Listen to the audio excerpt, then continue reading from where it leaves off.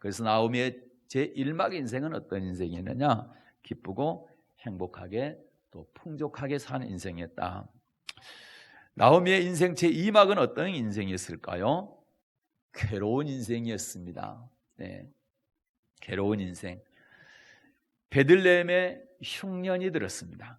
그러자 나오미의 가족은 베들레헴을 떠나서 이방 지역인 모압 지방으로 이민을 가게 됩니다. 룻기입니다. 1장 1절 2절 읽겠습니다. 룻기 1장 1, 2절입니다. 받들어 읽겠습니다. 사사들의 치리하던 때에 그 땅에 흉년이 드니라. 유다 베들레헴에 한 사람이 그 아내와 두 아들을 데리고 모압 지방에 가서 우거하였는데 그 사람의 이름은 엘리멜렉이요 그 아내의 이름은 나오미요 그 두 아들의 이름은 말론과 기련이니 유다 베들레헴 에브라 사람들이더라. 그들이 모압 지방에 들어가서 거기 유하더니. 아멘. 자, 베들레헴에서 흉년이 들자 어디로 이사 갑니까? 모압으로 이사를 가게 되죠. 베들레헴에서 모압으로 이사 갔다는 의미가 뭘까요? 예수 믿는 사람이 베들레헴에 아까 뭐라고 그랬어요? 떡집이라 했잖아요. 하나님의 말씀의 집, 성전, 교회를 말합니다. 예수 믿던 사람, 교회 다니던 사람이 흉년이 오니까, 흉년이 오면 어떻습니까? 경제적으로 어려움이 오죠. 예, 경제적인 어려움이 오자 교회를 떠나서 모압으로, 세상으로 떠났다는 이야기가 됩니다. 그러자 나오미의 제2막 인생, 베들레헴을 떠나서 모압에서 살았던 2막 인생이 어떻게 펼쳐지게 되느냐? 3절부터 5절입니다. 다들 읽겠습니다. 나오미의 남편 엘리멜렉이 죽고 나오미와 그 두 아들이 남았으며 그들은 모압 여자 중에서 아내를 취하였는데 하나의 이름은 오르바요 하나의 이름은 루시드라. 거기 간 지 10년 즈음에 말론과 기련 두 사람이 다 죽고 그 여인은 두 아들과 남편의 뒤에 남았더라. 아멘. 모압으로 이사 간 다음에 어떻겠습니까? 남편이 먼저 죽었죠. 그리고 아들 둘을 장가 보내는데 10년쯤 돼가지고 두 아들도 죽게 됐습니다. 그래서 남자들 셋이 다 죽고 여자들만 셋 남게 된 겁니다. 그래서 괴롭고 슬픈 인생이 된 거죠. 그래서 우리가 여기서 깨달아야 될 것이 베들레헴에 비가 내리지 않는 흉년이 왔어요. 그것은 하나님의 징계였다라는 거죠. 성경은 칼과 기근과 연병, 온역 이렇게 하나님이 징계하신다 말씀하고 있죠. 하나님은 하나님의 백성들이 신앙생활을 잘못하게 될 때에 칼과 기근과 연병으로 전염병으로 징계를 하십니다. 징계하게 될 때 어떻게 해야 됩니까? 교회 떠나지 말아야 되죠. 말씀 떠나지 말아야 됩니다. 하나님께서 성전에 나와서 하나님의 얼굴을 구하고 그리고 스스로 겸비해져서 회개하면서 기도해야 되는 겁니다. 그건 자주 봤지만 굉장히 중요한 말씀일 때 한번 더 보겠습니다. 역대합니다. 7장 13, 14절입니다. 역대하 7장 13절과 14절. 요즘 이거 자주 보았었죠? 네. 같이 읽겠습니다. 혹 내가 하늘을 닫고 비를 내리지 아니하거나 혹 메뚜기로 토산을 먹게 하거나 혹 연병으로 내 백성 가운데 유행하게 할 때에 내 이름으로 일컫는 내 백성이 그 악한 길에서 떠나 스스로 겸비하고 기도하여 내 얼굴을 구하면 내가 하늘에서 듣고 그 죄를 사하고 그 땅을 고칠지라. 아멘. 혹 내가 하늘을 닫고 비를 내리지 아니하거나. 누가 하늘을 닫고 비를 내리지 않는다고요? 하나님께서요. 그렇게 할 때 어떻게 하랍니까? 자, 14절 보면 내 이름으로 일컫는 내 백성이 그 악한 길에서 떠나 스스로 겸비하고 기도하여 내 얼굴을 구하면, 스스로 겸비해서 회개하고 기도하게 되면 하늘에서 들으시고 그 기도를 들으시고 그 죄를 용서하고 그 땅을 고쳐주겠다, 이렇게 약속하셨습니다. 그럼 비가 내리지 않는 땅을 고치면 어떻게 합니까? 비가 내리는 땅으로 만들어주겠다는 겁니다. 이것이 하나님의 약속인 것입니다. 그래서 나오미와 그 가족들이 흉년이 들었을 때 모압으로 가면 안 되고 베들레헴에서 하나님의 말씀을 듣고 하나님의 말씀, 하나님께 기도해야 되는 그런 상황이었던 거죠. 그런데 그렇지 않고 모압으로 떠나게 된 겁니다. 교회를 떠나 세상으로 가게 된 겁니다. 그 결과 나오미 가족은 남자들이 다 죽습니다. 그리고 나갈 때 풍족히 가지고 나갔던 모든 재산들이 다 텅 비게 됩니다. 아무 재물이 없이 빈털터리가 되고 말았습니다. 그러니까 슬프고 괴로운 인생이 된 겁니다. 여러분, 교회 생활하다가 흉년 같은 이런 어려움을 만났을 때 절대로 교회 떠나지 마십시오. 절대로 말씀 떠나서는 안 됩니다. 만약에 하나님의 사람들이 교회를 떠나 말씀 떠나게 되면 나오미의 가족처럼 전보다 더 큰 어려움이 오게 되는 것입니다. 그 이유가 있습니다. 그것은 바로 교회를 떠나서 세상으로 나가게 되면 믿음이 급격히 떨어지기 때문에 그렇습니다. 아브라함의 조카가 롯입니다. 롯이 성경에 보면 의로운 롯이다 이렇게 되어 있습니다. 의로운 사람이라는 얘기는 말씀에 순종하는 사람이었습니다. 그러나 그가 소돔과 고모라 땅에 살면서 그들의 불법한 행실, 음란한 행실을 날마다 보고 들음으로 말미암아 그 의로운 롯의 심령이 상했다. 이렇게 성경을 말씀하고 있죠. 심령이 상했다라는 얘기는 그의 믿음이 급격히 떨어졌다는 얘기가 들어온 것입니다. 다윗이라고 하는 정말 대단한 믿음의 용사가 있습니다. 정말 좋은 믿음을 갖고 있었던 사람이죠. 그런데 그도 부하들 전쟁터에 보내고 지붕에 올라가서 기도해야 될 것인데 기도하지 아니하고 세상을 바라보게 될 때에 여인이 눈에 들어오게 되고 그에게 욕심을 품게 되고 그 여인을 데려다 간음을 하고 그리고 임신을 시키고 그 남편을 죽이게 됩니다. 다윗같이 믿음 좋은 사람이 그런 엄청난 죄를 저지르게 된 것이 세상 바라보게 될 때 그렇게 된 것입니다. 그래서 여러분, 우리는 절대로 세상으로 나가면 안 되는 겁니다. 교회 안에 어려움은 당연히 옵니다. 왜 그렇습니까? 우리가 잘못됐을 때 그걸 고치고 반드시 천국 가는 믿음으로 하나님께서 만들기 위해서 그렇다. 또 믿음이 좋은 사람도 믿음의 시련이 있을 수가 있죠. 그거는 여러 가지 시험을 아까 베드로전서 1장 6절과 7절을 읽었는데 거기에 그 믿음의 시련이 나옵니다. 예수 잘 믿는 사람들도 믿음의 시련이 있는데 그거는 우리를 금보다 더 귀한 믿음으로 만들어서 연단을 잘 시켜가지고 주님 재림 전에 엄청난 환난이 있죠. 그런 환난을 잘 이기고 예수님 재림 때 영광과 칭찬과 존귀를 얻게 하기 위해서 그렇게 하는 것이다 라는 사실을 우리는 기억해야 됩니다. 모압에서 아주 괴로운 제2박 인생을 살던 나오미가 10년 만에 베들레헴에 하나님께서 양식을 주셨다. 다시 베들레헴에 풍족하게 되었다라는 소식을 듣게 됩니다. 그래서 베들레헴으로 돌아가기로 마음을 먹게 됩니다. 그리고 며느리들에게 이제 돌아가라고 친정으로 돌아가고 자기 혼자 베들레헴으로 돌아가려고 그랬는데 둘째 며느리는 돌아갔어요, 친정으로. 그러나 큰 며느리 룻은 절대로 어머니 끝까지 따라가겠습니다 해서 큰 며느리 룻과 함께 고향으로 돌아가게 됩니다. 고향 베들레헴에 딱 도착하니까 성읍 사람들이 나오미를 보고 떠들기 시작합니다. 떠든 내용은 나오지 않았지만 자, 룻기 1장 19절 볼까요? 성읍 사람들이 룻 때문에 떠들기 시작한데 한번 볼게요. 룻기 1장 19절 읽겠습니다. 이에 그 두 사람이 행하여 베들레헴까지 이르니라. 베들레헴에 이를 때에 온 성읍이 그들을 인하여 떠들며 이르기를 이가 나오미가 아니냐 하는지라. 아멘. 온 성읍이 나오미 때문에 떠들었죠. 이 사람이 나오미가 아니냐. 왜 그랬을까요? 아마 성경은 기록되지 않았지만 이렇게 생각해 볼 수가 있어요. 10년 전에 남편과 두 아들 데리고 풍족하게 살던 그런 나오미가 흉년이 임하자 모압으로 갔지 않았느냐. 그 나오미가 지금 돌아왔단 말이죠.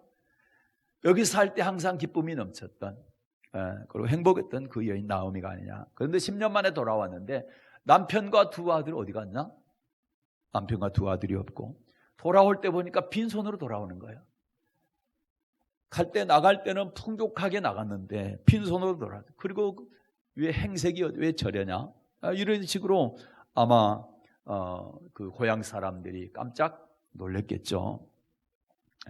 당신이 진정 그때 풍족하게 기쁨으로 살았던 그 여인이 맞냐?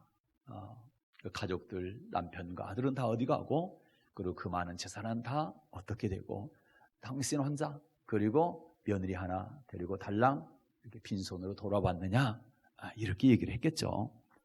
그때 이제 나오미가 그 성읍 사람들에게 이렇게 대답을 합니다. 20절 보겠습니다. 읽습니다.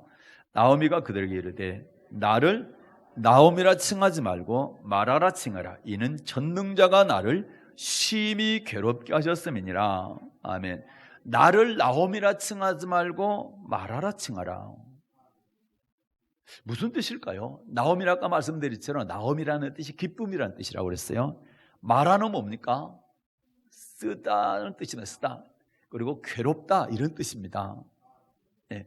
나오미라 부르지 말고 마라라 불러달라. 이 얘기는 제가 옛날에는 기쁨의 사람이었지만 지금은 괴로운 사람입니다. 그러니까 지금 기쁨의 사람 나오미라고 부르지 말고 괴로운 사람 마라라 불러주세요. 이렇게 얘기한 거죠. 베들레헴 사람들이요, 여러분이요, 제가 10년 전 여기 살 때는 기쁨으로 살았어요. 그래서 나오미가 맞아요. 그런데 지금 모압으로 가서 10년 동안 살면서 제게 기쁨 사라졌어요. 그리고 괴로움이 임했어요. 그래서 나는 괴로운 여인 말합니다. 그래서 나는 나오미라 부르지 말고 마라라 불러주세요. 이렇게 얘기합니다. 참 가슴이 저리고 아픈 이야기입니다. 여러분, 베들레헴에 살 때 기쁨과 행복으로 살았어요. 남편과 두 아들과 함께. 그런데 흉년을 피하려다가 풍족가채사 다 팔아서 모압 땅으로 이사 갔죠. 남편 죽었어요. 두 아들 죽었어요. 빈털터리 떼서 거지가 됐어요. 그리고 며느리 하나 달랑 데리고 고향으로 돌아왔어요. 그런데 누가 이렇게 나오미를 심히 괴롭게 했다고 말하고 있어요? 전능자가. 나를 나오미라 칭하지 말고 마라라 칭하라. 그 이유는 전능자가 나를 심히 괴롭게 하셨습니다. 누가 이렇게 했다고요? 전능자가. 전능자가 누굽니까? 하나님께서 그렇게 하셨다는 거예요. 다시 말해서 전능자이신 하나님께서 나오미에게 이런 쓴물을, 괴로움을 심히 크게 주셨다. 이렇게 나오미가 고백을 하는 겁니다. 그래서 성경은 비를 내리게 하거나 비를 그치게 하는 분이 하나님이시라고 말씀합니다. 아까 역대하 7장 봤잖아요. 그것은 하나님의 징계입니다. 그래서 여러분, 하나님의 징계가 임할 때는 어떻게 해야 되느냐? 아까 보니까 마음을 겸비하게 낮추고 하나님의 얼굴을 구하고 회개하며 기도해야 된다고 그랬죠. 그래서 징계가 임할 때는 그 징계를 피해서 도망가면 안 돼요. 레기 26장 41절과 42절을 보게 되면 형벌이 임할 때는 뭐하라? 마음이 낮아져서 그 형벌을 순히 받으라 그렇게 말씀하고 있어요. 그렇게 네 마음이 낮아져서 그 징계를 순하게 받으면, 잘 받아들이고 아멘하고 그냥 받아들이면, 그러면 하나님께서 아브라함과 이삭과 야곱에게 약속하셨던 그 약속을 기억하시겠다, 권고하시겠다, 기억하시겠다, 그렇게 말씀합니다. 그래서 우리는 도망갈 생각하면 안 돼요. 도망가서 해결될 일이 아니에요. 그것은 하나님께서 나를 그치게 해주도록 내가 기도해야 되는 것이다. 그런데 여러분, 나오미 가족은 어떻게 했어요? 베들레헴에서, 떡집에서, 하나님의 집에서 모압으로, 세상으로 가게 된 거죠. 하나님이 절대 기뻐하지 않는 겁니다. 하나님께서 말씀하신 거 거꾸로 했잖아요. 그러니까 더 큰 어려움이 오게 된 거죠. 나오미의 고백을 통해서 알 수가 있어요. 자, 20절과 21절 보겠습니다. 룻기 1장 20절과 21절입니다. 보겠습니다. 나오미가 그들에게 이르되 나를 나오미라 칭하지 말고 마라라 칭하라. 이는 전능자가 나를 심히 괴롭게 하셨습니다. 내가 풍족하게 나갔더니 여호와께서 나로 비어 돌아가게 하셨느니라. 여호와께서 나를 징벌하셨고 전능자가 나를 괴롭게 하셨거늘 너희가 어찌 나를 나오미라 칭하느냐 아니라. 아멘. 누가 나오미를 심히 괴롭게 했다고요? 전능자가요. 누가 나갈 때는 풍족해 나갔지만 돌아올 때는 비어 돌아오게 했다고요? 여호와께서요. 누가 나오미를 징벌했다고요? 여호와께서요. 누가 나오미를 괴롭게 했다고요? 전능자이신 여호와께서. 이 하나님 말씀입니다. 그러면 나오미는 베들레헴에 떠났던 것을 잘못했다는 것을 알게 된 거죠. 그 전에 알았으면 얼마나 좋아요. 가서 10년 동안 살아보고 알게 된 거예요. 여러분, 절대 하나님 떠나면 안 됩니다. 절대 말씀 떠나면 안 됩니다. 절대 교회 떠나면 안 됩니다. 나오미가 그걸 보여준 거예요. 그걸 고백한 거예요. 네. 우리는 이렇게 되기 전에 미리 깨닫고 떠나지 말자는 거예요. 떠나서 고통당하지 말고 괴로움당하지 말고 쓴물 만나지 말고 말입니다. 13절에서도 같은 고백을 해요. 룻기 1장 13절 받들어 읽겠습니다. 너희가 어찌 그것을 인하여 그들의 자라기를 기다리냐? 어찌 그것을 인하여 남편 두기를 멈추겠냐? 내 딸들아, 그렇지 아니하라. 여호와의 손이 나를 치셨으므로. 아멘. 여호와의 손이 나를 치셨으므로. 여호와의 손이 나를 치셨으므로. 많은 사람들은 오해합니다. 뭐가 잘못되면 마귀가 그렇게 했다 얘기하는데 그게 아니에요. 물론 마귀를 하나님께서 허락하니까 마귀가 그렇게 합니다. 그러나 그것 또한 마귀가 한 것도 하나님께서 허락하여야 하는 거예요. 그래서 여호와의 손이 나를 치셨다. 욥도 마찬가지로 욥을 칠 때 마귀가 쳤지만 하나님께서 그렇게 치라고 허락한 거죠. 궁극적으로는 다 하나님의 뜻 안에 있는 겁니다. 여러분, 우리는 하나님을 전적으로 인정해야 되는데 하나님을 인정하지 않고 하나님을 멀리하거나 하나님을 배반하거나 하나님을 떠나거나 그래서는 안 되는 거예요. 하나님을 떠난다는 게 교회를 떠난다 또는 말씀을 떠난다는 것이 하나님을 떠나는 것과 같은 이야기가 되는 것입니다. 그래서 하나님이 이렇게 나오미의 가정을 괴롭게 하시고 있는 재산까지 다 탕진하게 만들고 그리고 징벌하시고 그 다음에 하나님이 치셨다 이렇게 말씀하고 있는 왜 그렇게 하셨나? 간단합니다. 계속 반복되는 이야기입니다. 베들레헴을 떠나서 모압으로 갔기 때문에, 말씀을 떠나서 세상으로 갔기 때문에, 교회를 떠나서 세상으로 나갔기 때문에 그런 겁니다. 예. 그러나 회복하려면 간단해요. 어떻게 하면 돼요? 세상을 끊고 말씀으로 돌아오면 됩니다. 만약에 그게 없다고 그러면 여러분 우리는 참 절망스럽죠. 그러나 절망 가운데 소망이 있고 희망이 있는 것은 돌아오면 다시 회복시켜준다. 돌아오면 회복시켜줄 뿐만 아니라 그 이전보다 더 복을 주신다. 네, 그 말씀을 꼭 믿으시기를 바랍니다. 여러분 다시 부탁드립니다. 어려움을 만났다고, 교회 생활하다가 신앙생활하다가 어려움을 만났다고 나오미처럼 세상으로 가지 마십시오. 반드시 교회에서 마음을 낮추고 그리고 그 어려움을 잘 받아내시고 순히 잘 견디시고 그리고 하나님의 자비를 구하는 기도를 하게 되면 다시 하나님께서 회복시켜 주실 것입니다. 그날을 사모하면서 또 기다리면서 기대하면서 그렇게 하실 수 있기를 바랍니다. 그래서 여러분 나오미의 인생 제1막은 기쁨의 인생이었습니다. 제2막은 어려움이 닥치니까 모압으로 내려가 세상으로 나갔다가 거기서 10년 동안 산 결과 아주 괴로운 인생이 됐습니다. 고통스러운 인생, 슬픈 인생이 되었죠. 나오미의 인생 제3막입니다. 결론입니다. 제3막은 어떤 인생이었을까? 영광스러운 인생이 됐습니다. 룻기입니다. 4장 13절부터 17절을 보겠습니다. 룻기 4장 13절부터 17절 받들어 읽겠습니다. 이에 보아스가 룻을 취하여 아내를 삼고 그와 동침하였더니 여호와께서 그로 잉태케 하심으로 그가 아들을 낳은지라. 여인들이 나오미에 이르되 찬송할지로다 여호와께서 오늘날 내게 기업 물을 자가 없게 아니하셨다. 이 아이의 이름이 이스라엘 중에 유명하게 되기를 원하노라. 이는 내 생명의 회복자며 내 노년의 봉양자라. 곧 너를 사랑하며 7 아들보다 귀한 사부가 낳은 자로다.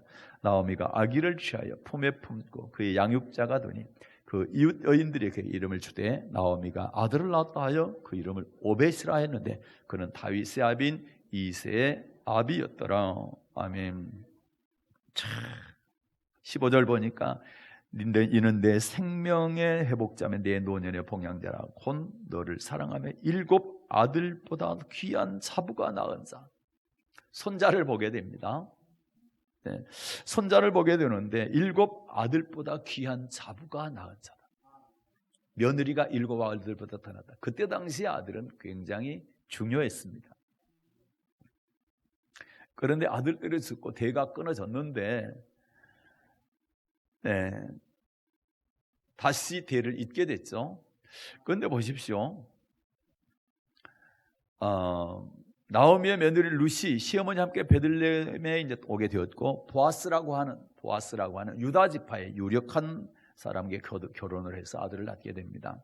그 이름이 오벳이죠. 이 오벳인데 다윗의 할아버지가 됩니다. 왜 다윗이 중요하냐? 다윗의 족보에 그리스도 예수의 이름이 올라가기 때문에 그렇습니다. 그래서 그 족보에 이름이 올라간 사람들은 참 영광스러운 사람인 거죠. 그래서 룻은 어떻습니까? 다윗의 증조 할머니가 되고 나오미는 다윗의 고조 할머니가 되겠죠. 이 가문이 그렇게 영광스러운 가문이 된 것은 신약성경 1장에 보게 되면 다윗의 자손 아브라함과 다윗의 자손 예수 그리스도에게라. 그러면서 그 족보에 쭉쭉 보게 되게 되면은 이 나오미의 이름이 나와요. 이방 여인입니다. 그리고 족보에는 옛날에는 족보에는 남자 이름만 올라가지 여자 이름 올라가지 않습니다. 그런데 아브라함과 다윗의 이름, 다윗의 후손 뭡니까? 그리스도 예수의 세계다 그렇게 하면서 쭉 나가면서 나오미의 이름이 나옵니다. 룻의 이름이 나오죠. 이거는 얼마나 큰 영광입니까? 남자들도 올라가기 힘들고 그리고 남자가 다 올라간 게 아니고 특별히 예수 그리스도의 족보에 올라가는데 그 이름이 올라간다는 것이 얼마나 영광스럽습니까? 네. 그래서 나오미의 가정이 이렇게 회복될 뿐만 아니라 아주 영광스러운 가문이 되게 되는데 그렇게 된 데는 2가지 이유가 있습니다. 그 2가지를 보고 마칠게요. 자, 첫째는 베들레헴으로 돌아왔기 때문에 그렇습니다.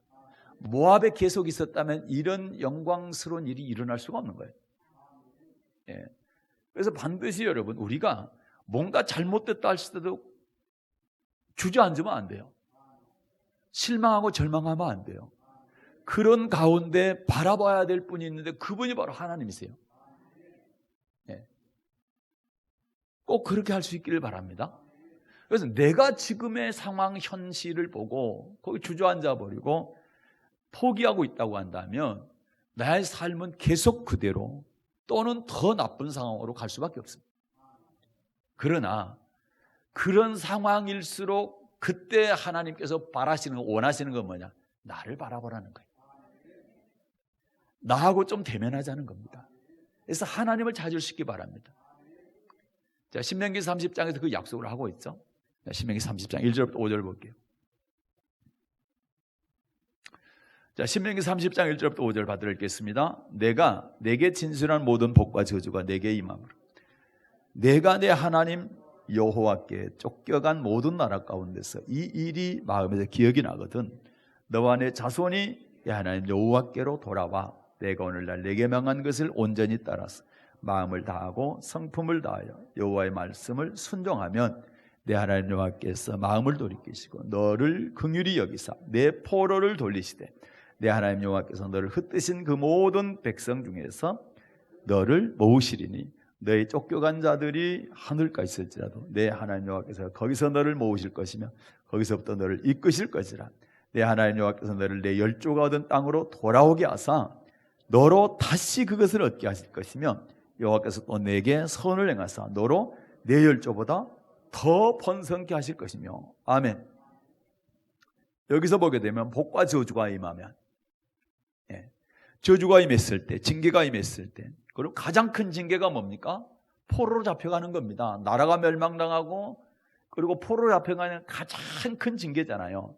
그런 상황이 있다 할지라도 그 안에 있는 거 다 포함합니다. 그런 상황이 있다 할지라도 말씀을 기억하라는 겁니다. 그리고 다시 하나님께로 돌아와서 그 말씀에 순종하게 되면 내가 반드시 다시 되돌아오게 한다. 회복시켜 준다 이 말입니다. 그리고 그 마지막 절을 보니까 내 열조보다 더 번성하게 하실 것이다. 더 크게 번성하게 해주겠다. 잘되게 해주겠다. 이 약속입니다.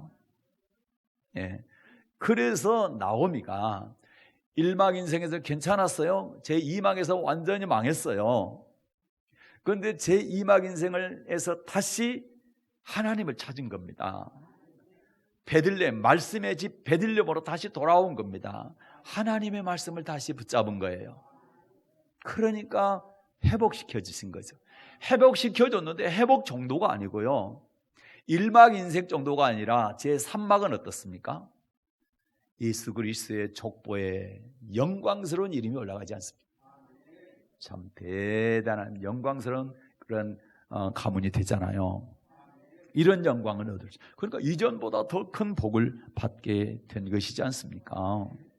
그러니까 나오미가 이렇게 제3막 인생에서 완전히 역전되는 이런 인생으로 바뀌게 된 건 뭡니까? 첫째는 하나님께로 돌아왔다, 말씀으로 돌아왔다, 베들레헴으로 돌아왔기 때문에 그렇습니다. 혹시 여러분 가운데 어려움을 당하신 분 계시면 반드시 교회로, 말씀으로, 하나님께로 돌아오십시오. 그럼 회복되고 이전보다 더 큰 복이 있게 될 줄로 믿습니다. 두 번째는 며느리 룻의 하나님 공경, 그 다음에 시어머니에 대한 공경입니다. 하나님을 잘 섬기고 어머니, 부모님을 잘 섬기게 될 때 이런 놀라운 역사가 일어납니다. 룻기입니다. 1장 16, 17절 받들어 읽겠습니다. 룻이 가로되 나로 어머니를 떠나며 어머니를 따르지 말고 돌아가라 강건하지 마옵소서. 아버지께서 가시는 곳에 나도 가고 어머니께서 가시는 곳에 나도 가고 어머니께서 유식하시는 곳에 나도 유식하겠나이다. 어머니의 백성이 나의 백성이 되고 어머니 하나님이 나의 하나님이 되시리니 어머니께서 죽으시는 곳에 나도 죽어 거기 장사될 것이라. 만일 내가 죽는 일 외에 어머니와 떠나면 여호와께서 내게 벌을 내리시고 더 내리시기를 원하나이다. 아멘. 참, 이 룻의 결단을 보십시오. 아니, 친정으로 뭐 자식 딸린 것도 아니고 친정으로 돌아가면 되잖아요. 그런데 그렇지 않습니다. 이 시어머니를 끝까지 따르겠다는 겁니다. 베들레헴 돌아가기 전에 두 며느리 자부에게 너희 친정으로 돌아가라. 내가 너희들에게 남편을 세워줄 수 있는 힘이 없다. 그런 능력이 없다. 그러니까 돌아가라. 새 출발하라 얘기합니다. 그러나 둘째 며느리는 돌아갔어요. 그러나 이 큰 며느리 하는 말이 그럽니다. 어머니 제발 나한테 돌아가라고 강권하지 마세요. 어머니 가시는 곳에 나도 가고요, 어머니께서 유숙하는 곳에 머무는 곳에 제가 머물 겁니다. 어머니 백성이 제 백성이 되고요, 어머니가 섬기는 하나님이 제 하나님이 될 거예요. 예? 그리고 어머니께서 죽으시는 그곳, 어머니께서 죽어서 장사되는 그곳에 저도 장사하게 될 것이고요, 만일 내가 죽는 일 외에 어머니 떠나면 하나님께서 내게 벌 위에 벌 내리기를 원합니다. 정말 대단합니다. 네. 이 정도 부모를 사랑하고 부모님을 공경한다고 한다면 하나님 복을 안 줄 수가 없는. 네. 그는 모압 족속으로서 하나님을 믿는 백성이 아니에요. 근데 그가 종교를 바꾸는 거예요. 누구 때문에요? 어머니 때문에요. 어머니가 믿는 하나님 믿겠다는 겁니다. 어머니가 섬기는 하나님이 내 하나님이 될 거라는 겁니다. 하나님을 잘 섬기고 어머니를 잘 섬겼어요. 그러니까 룻이 두 가지 약속을 어머니한테 하는 거죠. 어머니 곁에는 절대 떠나지 않고 끝까지 봉양하겠습니다. 또 하나는 어머니 섬기는 하나님 제가 잘 섬기겠습니다. 룻이 고백하게 될 때 하나님께서 이 룻을 인정을 하게 됩니다.